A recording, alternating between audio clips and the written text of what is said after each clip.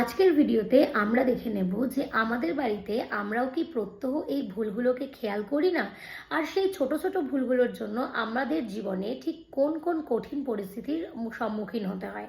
দেখো, এই ছোট্ট রেমেডিটা তোমাদের কিন্তু অর্থনৈতিক জীবনে ভীষণভাবে প্রভাব ফেলবে। আর এই ছোট্ট ভুলটি কি, যেটা আমরা অনেকের বাড়িতেই করে থাকি, সেটা জানতে গেলে ভিডিওটা প্রথম থেকে শেষ পর্যন্ত দেখো এবং ভালো লাগলে লাইক শেয়ার কমেন্ট করো।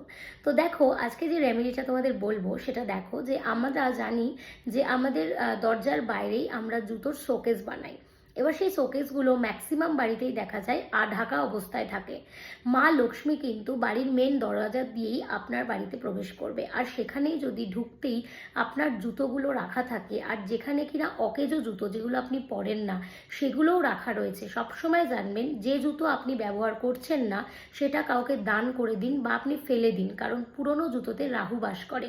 তো আপনিও কিন্তু এই ভুলটা করবেন না। আপনার বাড়িতে যদি শোকেস থাকে জুতোর গেট দিয়ে ঢোকার পাশে, সেটাকে অবশ্যই সবসময় ঢেকে রাখুন, আর তাতে ঠিক সেই জুতোগুলোই রাখুন যেই জুতোগুলো আপনি ব্যবহার করেন, আর যেগুলো ব্যবহার করেন না সেগুলোকে চটজলদি বাড়ি থেকে দূর করে দিন। তাতে আপনার অর্থনৈতিক সমস্যা অনেকটাই কম পাবে এবং আপনিও পরিবারে অনেক আয় উন্নতি সচ্ছলতার মুখ দেখবেন।